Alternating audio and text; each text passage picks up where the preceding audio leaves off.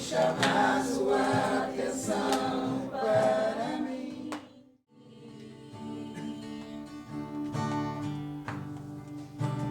Entra na minha casa, entra na minha vida, mexe com minhas estruturas, sara todas as feridas, me ensina a ter santidade, quero amar somente a Ti, porque o Senhor é o meu bem maior. Que conexão. Faz um milagre. Se tem uma palavra que está muito forte nesses dias, é a palavra conexão. Essa palavra é uma das palavras que está mais em evidência, porque hoje a gente precisa muito de estar conectados para a gente ter acesso a informações. Então, quando a gente está conectado, a gente consegue acessar a lugares aonde a gente nem imagina estar. Então, essa conexão com Deus é o que vai nos garantir a estar em ambientes onde a gente nem imagina. E se tem uma coisa, irmãos, que está acontecendo nesses dias, é a remissão do ambiente. O que é remir o ambiente? Olha só que coisa interessante. Quando Adão e Eva, eu sempre procuro a referência de Adão e Eva, porque lá é o princípio. Então, quando Adão e Eva, eles estão no paraíso, não há relatos nenhum de sua vida em que algo era errado. Quando eles saem do paraíso, que começa a relatar as coisas erradas que acontecem na vida deles. Então, enquanto eles conviviam no Éden com Deus, no ambiente onde Deus estava, eles não tinham problema. Então, quando Adão e Eva pecam, eles comem o fruto que não eram para ter comido, as escolhas dele fez eles perderem o ambiente com Deus. Mas eles nunca perderam Deus. O que eles perderam, na verdade, foi o ambiente que eles conviviam com Deus. Então, quando a gente está vivendo uma vida onde a gente erra, a gente peca, na verdade, a gente não perde Deus. A gente perde o ambiente de convívio com Deus. Lembra que eles foram expulsos do paraíso? Então, Deus sempre esteve com eles. O que eles já não tinham mais era o ambiente que eles conviviam com Deus. Então, tudo que Deus está fazendo é remir o ambiente. O que é remir? É comprar, é santificar, é tornar aquele ambiente próprio novamente.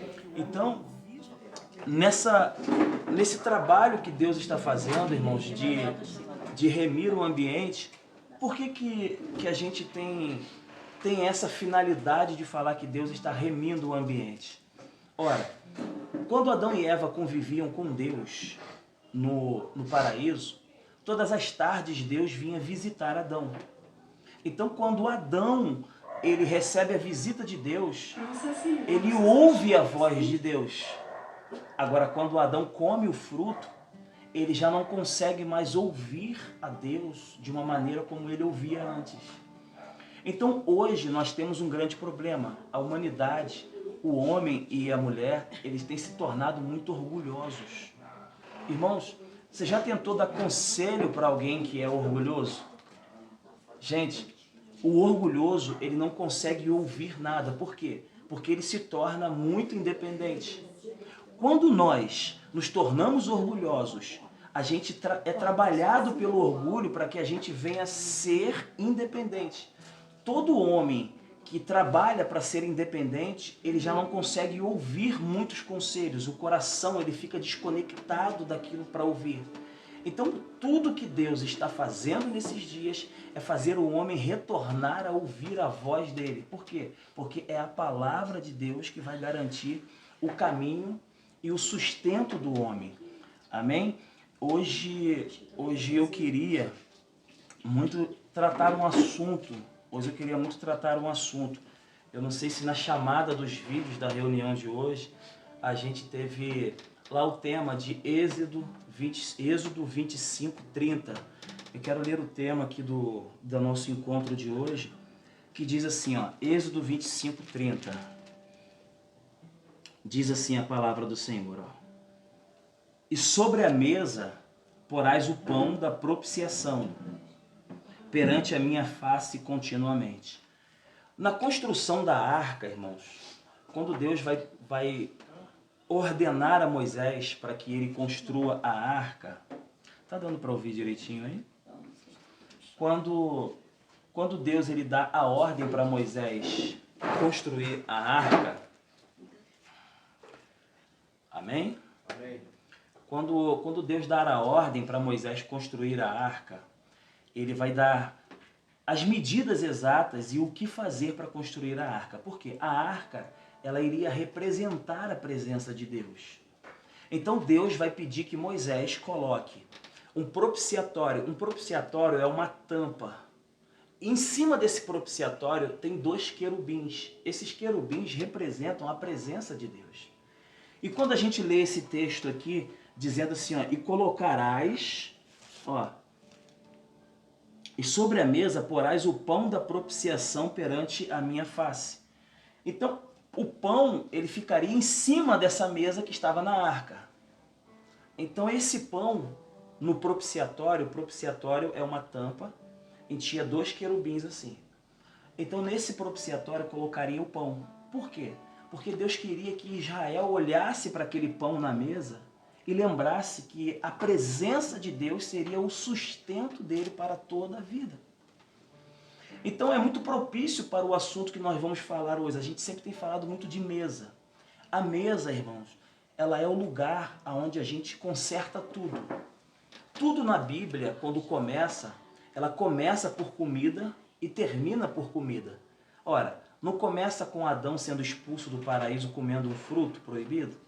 E lá em Apocalipse vai terminar com uma mesa estendida, onde João, no livro da Revelação, vai dizer que o tamanho dela é do Ocidente ao Oriente. Quando nós formos arrebatados, será estendida uma mesa e nós vamos ter a ceia do Cordeiro. O que é a ceia do Cordeiro? Quando em Israel, um noivo e uma noiva se casam, eles têm uma festa de 7 dias. Eles ficam sentados ao redor da mesa, sendo servidos, e ficam se alimentando por 7 dias. Esse encontro que nós vamos ter com Jesus na ceia do Cordeiro, onde vai se estender uma mesa, isso é real, isso é uma realidade. Lembre-se de uma coisa, o mundo espiritual, ele não é real, mas ele tem lá a sua realidade. Então essa mesa que vai ser estendida no céu, será quando nós formos arrebatados. Então nós sentaremos e em volta seremos servidos por Cristo por 7 anos. Então a Bíblia, ela inicia falando de comida e termina falando de comida. E a causa da queda do homem, ela é a comida. Então tudo que nós comemos é o resultado daquilo que nós somos. Ora, quando a gente está com algum problema e a gente vai ao médico, o médico pede qual exame para ele saber o que nós temos? Não é o exame do potinho? O exame de fezes? Por quê? Ele quer saber o que nós comemos um dia antes? Não, ele quer saber o resultado daquilo que você comeu. Então nós somos o resultado daquilo que nós nos alimentamos. E a pergunta é, o que nós temos nos alimentados nesses últimos anos? Talvez essa será a resposta para a gente descobrir por que é que nós estamos tendo uma geração de filhos tão fracos.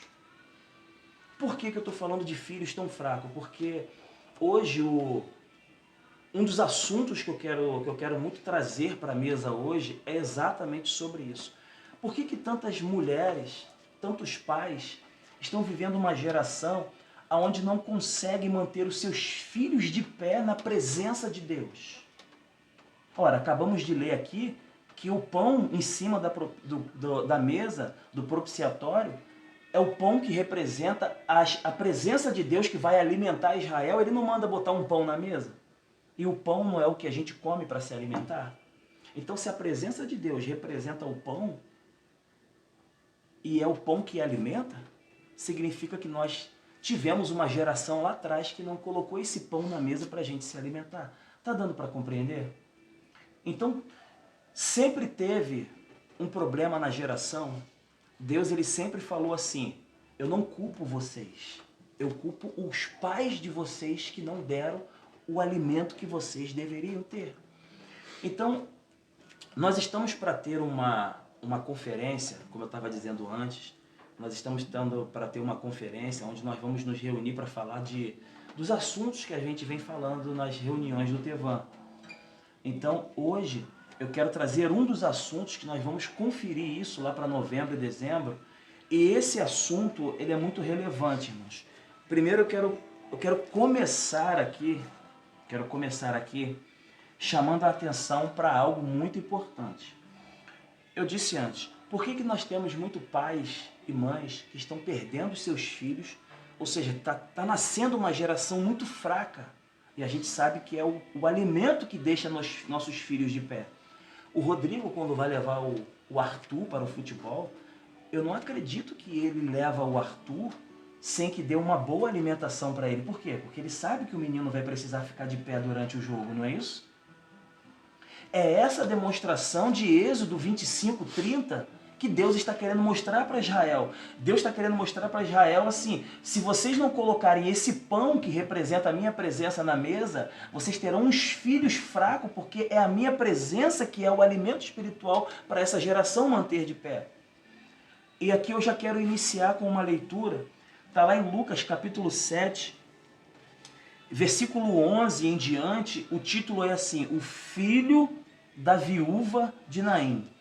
E diz assim, ó, aconteceu que pouco depois ir ele à cidade chamada Naim, Jesus tinha acabado de pregar o dia inteiro, e ele acaba de pregar e ele vai para uma cidade. Olha só, o homem estava cansado. Mas ele passando por uma cidade, ele encontrou uma mulher, uma viúva. Ela estava enterrando o seu filho. É a história da viúva de Naim. E diz assim, e quando chegou perto da porta da cidade, eis que levavam um defunto, filho único de uma mulher, mãe viúva, e com ela ia uma grande multidão. E vendo o Senhor, moveu-se de íntima compaixão por ela e lhe disse, não chores. E chegando, Jesus ele tocou o esquife. O esquife é o caixão. Então o menino estava dentro de um caixão, estava sendo carregado por uma estrutura, não estava? Como Jesus era nazareno, ele não podia tocar em defunto, porque senão ele perdia o voto de nazireado dele. O nazireado não pode tocar em defunto, não pode beber. Então Jesus não pôde tocar naquele menino para fazer ele reviver. E aonde é que Jesus toca?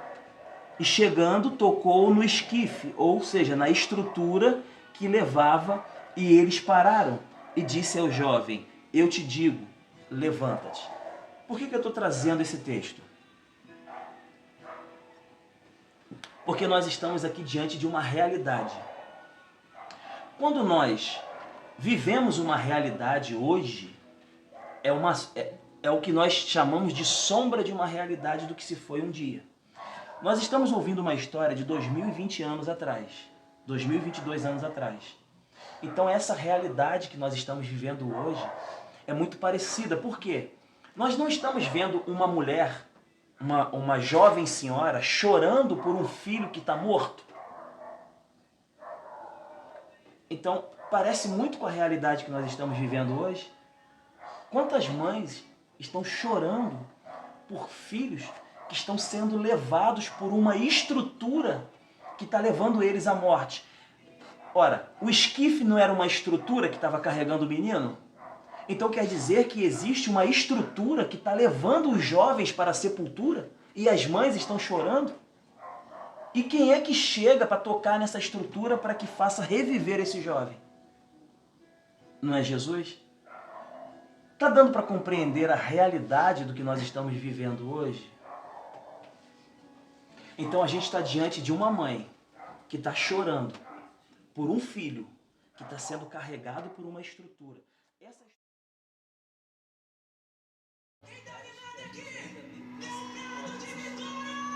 acredito que Samir já perdeu bastante para ver muitas coisas, mas eu acredito que Deus ainda você a face do Senhor. Oh, aleluia! A gente acha que já viu tudo.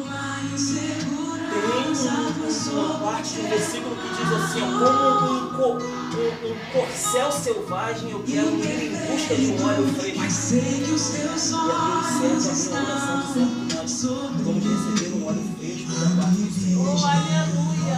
Amém. Glória a Deus.